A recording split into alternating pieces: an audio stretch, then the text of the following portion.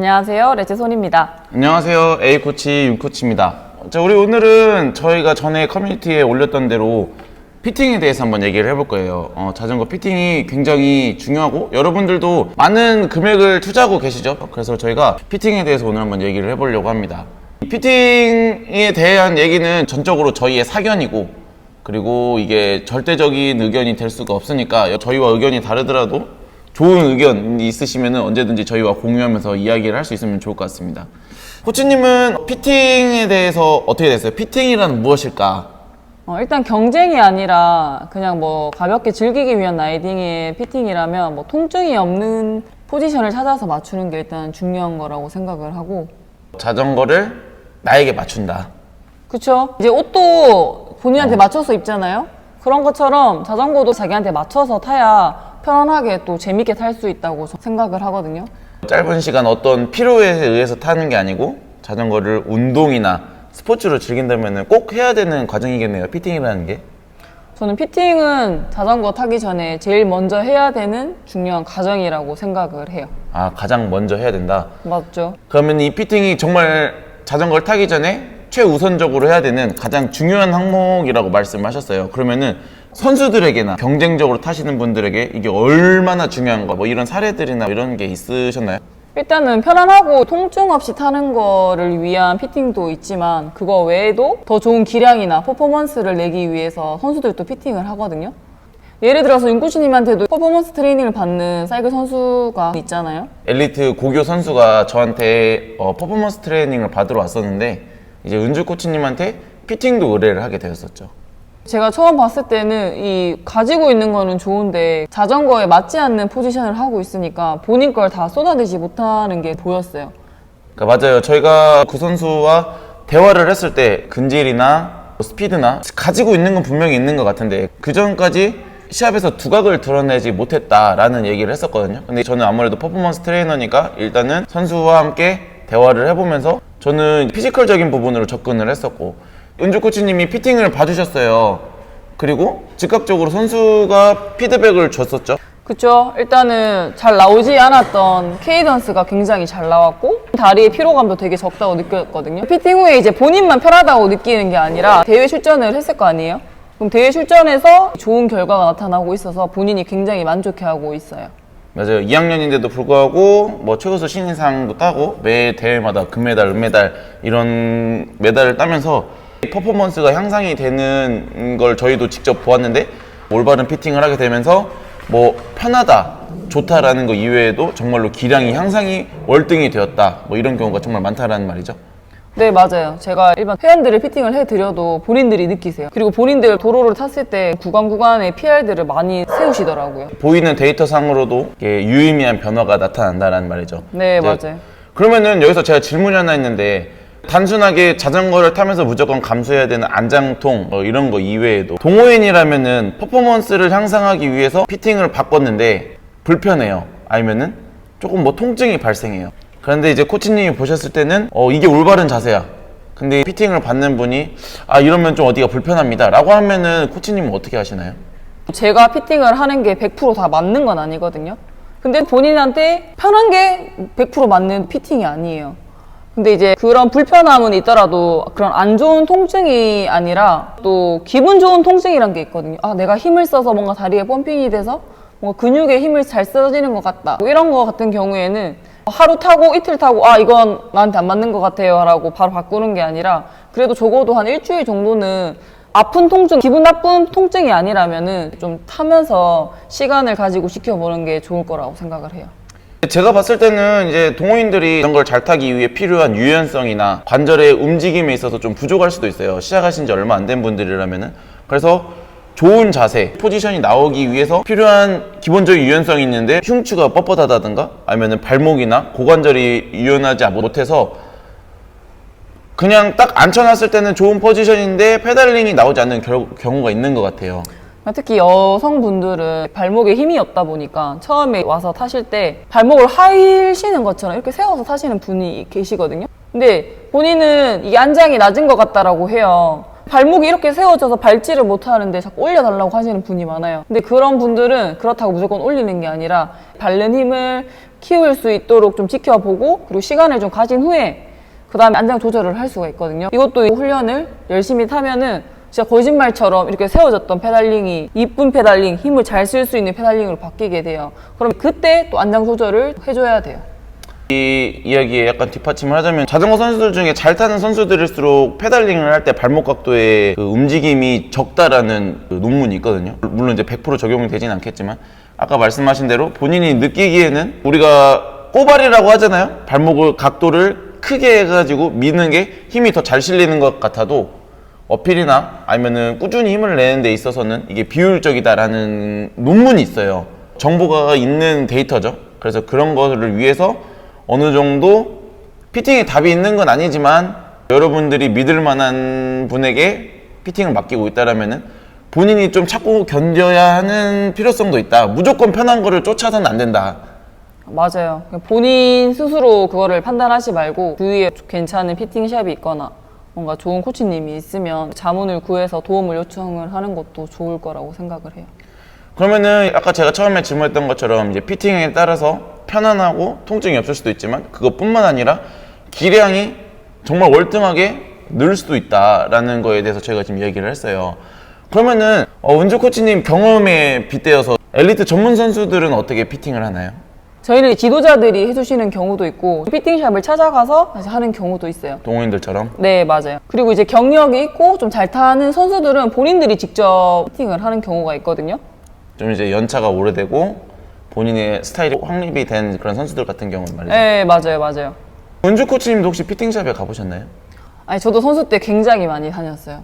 제가 20살, 21살 때는 제가 힘쓰는 거에 대한 내 자세에 대한 그런 확신이 없어서 도움을 받고 싶어서 피팅샵을 많이 가서 했는데 거의 뭐 피팅샵 가면 수치에 따라서 피팅을 많이 해준단 말이에요. 이제 기계식 피팅이라고들 많이 하죠. 기계에 의존해서 인심을 재고 키를 재고 네, 그런 맞아요. 식으로. 근데 이제 그렇게 하면 나의 근육 길이도 다르기 때문에 뭐 인심 길이만 재가지고 한다고 해도 피팅을 해서 돌아가서 훈련을 하면 그런 기량이 떨어진다는 게 느껴지고 막 다리에 데미지가 너무 많이 쌓인다는 느낌이 들어서 어쩔 수 없이 결국 다시 제 예전 자세로 돌아가서 또 탔거든요. 어렸을 때 갔던 피팅샵은 페달링 테크닉이나 정말로 레이싱 할 때 필요한 그런 테크닉을 반영한 피팅이 아니라 오로지 그냥 기계 그쵸. 그다음에 뭐 길이 이런 거에만 의존하는 피팅샵을 갔던 거네요. 네, 맞아요. 이제 수치를 재서 너 다리 길이가 이렇게 하니까 안장은 2cm가 맞아. 그래서 이제 그걸로 타고 핸들은 이게 맞아. 그러면서 이렇게 탔는데 너무 불편하고 안 맞는 거예요. 피팅을 저도 한 3번 이상 했었어요. 근데 결국 다 제가 원래 탔던 대로 돌아갔거든요. 사람마다 근육 길이도 다르고 팔다리 길이도 다르잖아요. 그래서 힘쓰는 게 다 다르다고 생각을 하기 때문에 그렇게 기계에 이제 의존은 하지 않고 있어요. 잘 타는 선수들 얘기를 했었는데 일단 피팅에는 정답이 없다고 해도 잘 타는 선수들의 자세를 보면 대부분 모두가 인정하는 힘을 잘 쓸 수 있는 그런 다 포지션을 가지고 있어요. 그러니까 이제 뭐 지도자분들이나 뭐 누가 봐도 물론 예외의 경우는 있겠죠. 유럽에도 그런 선수들이 없지는 않아요. 그렇지만 누구나 다 수긍할 만한 그런 범위에서 벗어나지 않는다 이런 말씀이시죠? 네, 맞아요. 누가 봐도 힘쓸 자세다라고 밖에 보여요. 잘 타는 선수들은. 그럼 이제 가장 중요한 질문인 것 같아요. 우리가 동호인 여러분들이나 같이 보는 구독자 여러분들이 좋은 피팅샵을 선택을 하려면은 어떤 조건이 있어야 될까요? 저는 한 3가지 조건을 줄여서 얘기를 해볼 수 있을 것 같아요. 일단 첫 번째는 기계가 있는 게 그렇게 중요하지는 않는 것 같아요. 너무 기계에 맹신하지 않는다. 네, 맞아요. 그리고 두 번째는 로드 바이크를 이용한 라이딩에 대해서 경험과 또 이해도가 있는 분을 찾아가서 피팅을 받으면 좋을 것 같아요. 로드 바이크에 경험이 있는 사람이 내가 힘쓸 줄 알지 너무 지식만 가지고 하면은 완전 다르거든요. 그러니까 현장감 있는 지도자면 좋겠다라는 말씀이시죠? 네, 맞아요. 자전거는 종류가 많잖아요. MTB도 있고 뭐 BMX도 있고 로드 선수 출신이라던가 아니면은 현재 동호인들에게 가깝게는 뭐 MCT라든가 그쵸? 선수들이 하는 뭐 대회 같은 데서 가까이 있거나 아니면 그쪽에 지도자거나 꼭 로드 선수 출신은 아니더라도 공부를 많이 하시는 지도자분들도 계시잖아요. 맞아요. 어느 정도 그런 바이크에 경험이 있으신 분들이 좋을 것 같아요. 그리고 세 번째는 이게 한 번 하고 피팅은 끝나는 게 절대 아니거든요. 지속적인 피드백을 주고받을 수 있는 조건이면 좋을 것 같아요. 이 세 가지 조건이 그게 어려운 조건 아닌 것 같아요. 은주 코치가 어렸을 때 했던 것처럼 기계를 맹신하는 데는 아니었으면 좋겠다라가 첫 번째 조건이었잖아요. 그렇죠? 은주 코치님도 기계를 이용해서 피팅을 해보셨잖아요. 저도 이제 기계로 피팅을 했었는데 수치로만 하니까 피팅이 잘 맞지가 않더라고요. 그래서 일단 기계로 하는 피팅은 자세가 안 나오시는 분들이나 자전거를 입문한 지 얼마 안 되신 분들을 위해서 그냥 대략적으로 자세 느낌을 모르시는 분들한테 사용을 해서 피팅을 해드리고 있어요. 처음에 첫 자세를 잡는 데에만 대략적으로 쓰고 그 다음에 결국에 정밀한 피팅이나 섬세한 피팅을 하기 위해서는 기계보다는 직접 눈으로 보고 비교하고 페달링을 보면서 하는 게 좋다 뭐 이런 말씀이시잖아요. 네, 맞아요. 그러니까 제가 옆에서 은주 코치님 피팅을 하는 과정을 보면은 보통 일반적으로 그렇더라고요. 근데 대부분들이 다 비슷하실 거라고 생각을 해요. 뭐 지도자분들마다 중요하게 생각하시는 포인트가 있는 것 같더라고요. 은주 코치님 같은 경우는 발목의 각도를 먼저 보시고 난 다음에 발목의 각도가 나오면은 그 다음에 무릎의 각도를 찾고 이런 식으로 피팅을 하시잖아요. 네, 맞아요. 일단은 이 발목 각도가 나와야 이 힘도 쓸 수 있고 좋은 페달링이 나오거든요.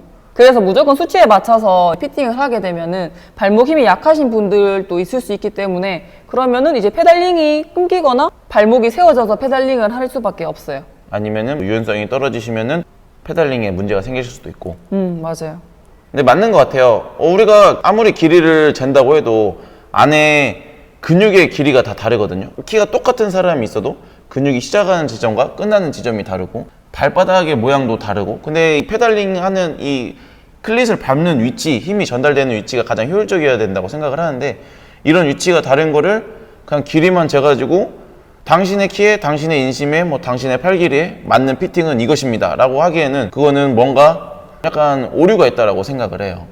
예를 들어서 윤코치님도 처음에는 그 자전거의 스템 100도 길게 느껴졌잖아요. 제가 자전거에 필요한 유연성이 좀 부족하다 보니까 견갑이나 흉추의 유연성이 부족하다 보니까 스템을 100짜리를 타도 허리가 아픈 거예요. 그래서 스템을 줄여달라 했는데 저희 같은 경우는 계속 의견이 조율이 가능하니까 그래 어차피 레이싱을 할 것도 아니고 일단은 줄여서 짧게 타자 해서 90짜리로 줄였었어요. 그때는 편했는데 제가 계속 자전거를 타고 드랍바를 잡고 하니까 어느 순간 갑자기 핸들이 너무 가깝다라는 생각이 들더라고요. 그래가지고 지금은 120까지 늘리려고 하고 있거든요. 아까 말했던 것처럼 피드백이 되면은 이런 경우도 있을 수 있으니까 근데 만약에 제 길이에만 맞춰서 처음부터 120을 탔더라면은 허리가 굉장히 아프다고 했을 것 같아요. 그때는 100도 허리가 너무 아팠었거든요. 그러면은 이제 이게 맞는 자세인가라는 거에 대한 신뢰도 굉장히 떨어졌을 것 같고 그래서 이런 거는 꼭 기계식으로 길이를 재서 하는 게 정답은 아니다. 개인의 특성과 페달링에 대한 이해도가 있어야지 않나. 그래서 두 번째 조건을 말씀해 주신 것 같아요. 그렇기 때문에 로드 레이싱에 대한 이 페달링에 대한 좀 이해도가 있는 분에게 피팅을 받으시면 좋을 것 같다. 그런 말씀이시죠? 네, 맞아요. 그래서 말한 대로 무조건 이 키에 이 스템이야, 이 길이야 라고 해서 했으면 처음엔 절대 자세가 안 나오거든요. 이 자전거란 게 시간이 지나서 거기에 따른 근육과 또 근력 그리고 유연성이 생겨야 힘쓸 수 있는 자세가 편하게 잘 나오기 때문에 또 기다려 줄 수 있어야 돼요. 경험과 이 이해도가 정말 좀 중요한 것 같아요. 다시 한 번 더 저희가 기계 얘기를 하게 되지만 만약에 이론으로 배우시고 기계를 사용법만 배우신 분이다 피팅을 해주시는 분이 그런 분들이 한다고 하시면은 실제로 아까 저 같은 경우가 분명히 있을 거거든요. 지금 당신에게는 이 스템의 길이가 맞습니다. 그런데 저는 허리가 너무 아파요. 그러면은 어떻게 해야 되냐라는 말이죠. 피팅은 편안해야 되는데 기량도 잘 나와야 되는데 이런 거에 대해서 이제 딜레마가 생길 수가 있겠죠. 근데 이제 이해를 할 수 있는 구도자라면은 지금은 유연성이 안 나오기 때문에 스템이 짧은 게 편할 거야. 그래서 짧은 걸 쓰다가 기량이 늘게 되면은 몸이 유연해지게 되면은 다시 긴 스템으로 바꿔보자. 이런 식으로 미래지향적으로 이게 맞습니다가 아니고 이렇게 변화될 겁니다. 라고 제시를 해주는 지도자가 좋은 지도자가 아닌가라고 생각을 합니다. 뭐 꼭 자전거뿐만 아니라 모든 스포츠들이 그렇다라고 생각을 해요. 그래서 아까 제가 말씀드린 그게 세 번째 조건이에요. 이제 서로 피드백이 계속 이어져야 되거든요. 그렇죠. 실내에서만 탄 모습을 보고 이게 좋은 팀입니다 라고 하는 것보다는 같이 밖으로 나갈 수 있으면 더 좋고 어필 타는 모습도 보고 평지 달리는 모습도 보고 드랍바 잡은 모습도 보고 뭐 이런 식으로 하면서 피팅을 하면은 대부분 만족스러운 결과를 가져오는 것 같더라고요. 은주 코치님의 경험에 의하면은. 최소한 이 세 가지 조건이 되는 데를 가시면은 아마 실패를 하지 않을 것 같다. 네, 맞습니다. 또 그 본인의 가치관, 본인의 방식을 고수하기보다는 약간 유연한 마인드로, 여러분들이 대부분 말하는 것처럼 피팅의 정답은 없으니까 좀 유연한 마인드로 함께 피드백이 자연스럽게 될 수 있는 분들과 피팅을 하시면은 실패는 하지 않을 것 같아요. 맞아요. 요즘에 이제 유튜브에서 진짜 많은 자전거에 관련된 정보가 전해지잖아요. 저희가 정말 대화를 많이 했던 건데, 공격적인 피팅이다, 아니면 어필을 위한 피팅이다 라고 하면서 상황에 따른 피팅을 바꾼다던가, 아니면은 잘 타기 위해서, 빠르게 타기 위해서 이런 식으로 피팅을 해야 된다, 뭐 이런 류의 영상들을 좀 본 것 같아요. 이런 거에 대해서는 어떻게 생각하세요? 저도 안 그래도 그런 유튜브 영상들을 많이 봤는데, 적어도 제가 국가대표 생활을 했을 때는 그렇게 하는 선수들은 한 명도 없었거든요. 이제 자전거를 타는 모습에 따라서 피팅이 바뀌었나? 라고 할 수가 있는데, 그건 이제 피팅의 차이가 아니라 라이딩 할 때 선수들이 각자 그런 테크닉, 본인들만의 테크닉으로 이제 타기 때문에 조금씩 달라 보일 수가 있어요. 자전거의 프레임 안에 들어가 있어도 뭐 어필이나 뭐 힘을 쓸 때마다 약간씩 본인들의 테크닉을 사용해서 포지션이 달라질 수 있다는 얘기잖아요. 그렇죠. 똑같은 어필을 타도 길고 경사도가 좀 낮을 때는 저희가 엉덩이가 좀 뒤로 빠져 있어요. 근데 경사도가 세고 조금 짧은 어필이다 하면은 안장이 뒤쪽이 아니라 좀 앞쪽으로 가서 힘을 더 쓰면서 올라가거든요. 어필을 잘 타려면 앞으로 몸이 가야 된다, 어필을 잘 타려면 뒤로 쏟아져야 된다 해서 거기에 맞게 피팅을 하는 게 아니라 그런 상황에 따라서 테크닉을 이용을 해서 움직이는 거라고 할 수 있죠. 자전거 프레임 위에서 근육의 힘을 쓰는 위치를 바꿔가면서 그렇죠. 앉아있는 포지션을 조금 변경한다든가 자세를 변경한다든가 이럴 수 있다는 말씀이시죠? 그렇죠. 내가 안장 앞쪽을 가거나 아니면 뒤로 오거나 뭐 이런 식으로 조금씩 제가 조절을 하면서 타고 있는 거예요. 그래서 이런 거를 보고 가르쳐 주기 위해서 현장감이나 또 경험이 중요하다고 생각을 해요. 아, 그러면 아까 말씀했던 좋은 피팅샵을 고르는 것 중에 두 번째 조건이었던 로드바이크에 대한 직접적인 경험이나 현장감이 중요하다는 말씀이시죠? 네, 맞아요. 본인이 경험 안 해보면 솔직하게 누군가에게 딱 그거를 말해줄 수가 없거든요. 그러면은 이제 은주 코치님의 말을 정리를 하자면은, 상황에 따른 피팅을 바꾸는 일은 거의 없다. 다만 그 상황에 따른 테크닉을 이용한 이제 포지션이 바꿔지는 일은 있다. 이렇게 이해를 할 수 있을까요? 그쵸. 내일이 힐클라임 대회다라고 해서 안장을 낮추거나 피팅을 바꿔야지 하는 거는 제가 선수들 중엔 한 번도 본 적이 없는 것 같아요. 제가 생각을 해도 정확하고 좀 신빙성 있는 정보를 전달하는 것도 이런 컨텐츠를 만든 사람의 의무이지만, 그런 거를 선택하시는 여러분들도 조금 약간 주의를 하셔야 될 필요는 있는 것 같아요. 또 이게 올바른 정보가 많기도 하지만 또 좋지 않은 정보가 많기도 하더라고요. 그렇기 때문에 확실한 정보를 알고 거기에 따라서 이제 라이딩을 하시고 또 피팅을 하시는 게 좋을 것 같아요. 솔직히 은주 코치님도 우리 회원분들을 위해서 아니면 피팅을 하실 때 여러 가지 문제에 봉착하시잖아요. 원하시는 자세가 안 나온다거나 아니면은 원하시는 페달링이 안 나온다. 그럴 때는 은주 코치님은 어떻게 하세요? 근데 이제 저도 100%제 피팅이 정답은 아니거든요. 저도 이제 사람인지라 한 번씩 실수할 때도 있단 말이에요. 그리고 또 제가 봤을 때 진짜 이걸 모르겠다라고 느끼는 부분도 있을 때가 있어요. 이제 그럴 때는 저는 제 피팅에 대해서 도움을 되게 많이 받았던 이제 은사님이 계세요. 그분한테 영상이나 이런 걸 보내드리면서 좀 피드백을 받기도 하고, 또 이제 많이 찾아보고 공부를 해요. 왜냐면 사람마다 다 다르기 때문에. 저는 예전에는 선수들만 봤잖아요. 포지션 좋은 선수들만 보다가 동호인분들이나 회원분들 중에서도 포지션이 좋으신 분들도 많아요. 근데 그 중에 초보자분들이나 입문자분들은 되게 힘들어요. 경험이 있으신 분들은 본인들의 느낌을 저한테 잘 피드백 해주시거든요. 근데 초보자분들은 잘 모르겠어요, 그냥 좋은 것 같아요 이런만 말하면은 제가 너무 힘들기 때문에 저도 공부를 많이 하고 이제 여러 가지 영상이나 또 힘들 때는 은사님의 도움을 받고 있습니다. 이거는 그냥 여담인데, 이제 은주 코치가 사이클링 아카데미를 처음에 열고 막 열정이 넘치던 초보 코치 시절에, 뭐 지금도 고수는 아니지만 찾아와 주신 분들한테 이제 동호인 분들이다 보니까 그때는 은주 코치가 모두에게 이런 피팅에 대한 큐를 드렸었어요. 열정이 넘쳤죠. 열정이 넘쳐서 막 안 좋은 자세 보면 막 찝찝하고 막 알려주고 싶고 막 고쳐줘야 될 것 같고, 고쳐줘야 될 것 같고 더 잘 탈 수 있는데 왜 저렇게 타지? 라고 생각을 많이 했거든요. 그래서 은주 코치가 좋은 마음으로 말씀을 드리면은 그런 답변이 많았어요. 유튜브에서는 이렇게 타야 된다는데요? 이게 요즘 트렌드라는데요? 이런 얘기를 진짜 저희가 많이 들었어요. 물론 트렌드라는 게 있기는 한데, 아까도 말씀드렸던 것처럼 잘 타는 선수들은 이 모두가 납득할 만한 큰 틀에서 크게 벗어나진 않거든요. 다만 이제 트렌드를 하면 기재에서 좀 트렌드가 변하기도 하죠. 요즘에는 핸들폭이 좀 좁은 걸 쓴다거나. 맞아요. 근데 뭐 요즘 트렌드는 안장이 낮던데, 요즘 트렌드는 안장이 높던데, 막 이런 얘기도 많이 하세요.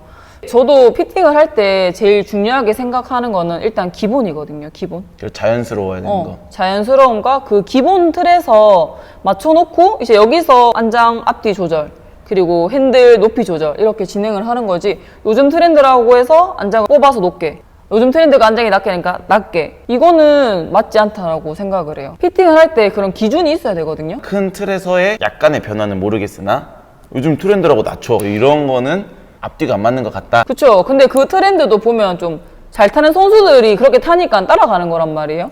그 선수들도 기준에서 본인의 스타일에 따라서 조절을 하는 거기 때문에 그런 트렌드나 잘못된 정보를 믿고 피팅을 하거나 라이딩을 하시면은 저는 좋지 않다고 생각을 해요. 피팅에 대해 얘기를 하면은 뭐 예를 들어서 로드바이크, 트랙바이크, 단거리, 중장거리 정말 끝이 없어요.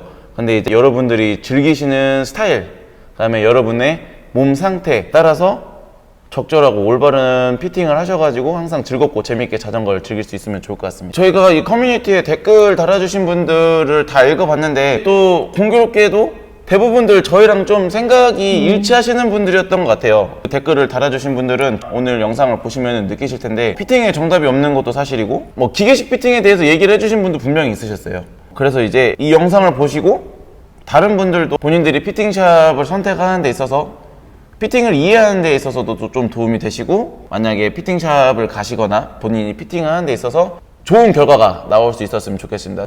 물론 지금 저희가 하는 대화는 그냥 말 그대로 저희들의 사견을 더한 대화예요. 그러니까 건강한 의견이나 궁금하신 점 있으시면은 저희도 아는 대로 최대한 공부도 해보고 알아보고 해가지고 답변을 드릴 수 있도록 노력을 해보도록 하겠습니다. 피팅에 대해서 동호인 여러분들에게 뭐 해주시고 싶은 말씀 있으신가요? 알 수 없는 정보나 또 신빙성이 떨어지는 그런 정보들이 굉장히 많은 것 같아요. 전문가분들을 찾아가서 피팅을 받거나 도움을 요청하시는 게 제일 좋다고 생각을 하거든요. 제가 말씀드린 그 3가지 조건에 맞는 피팅샵을 찾아서 가신다면은 이제 적어도 실패는 하지 않으실 거라고 생각을 합니다. 자, 그러면 저희 영상 이제 여기서 마무리하도록 할게요.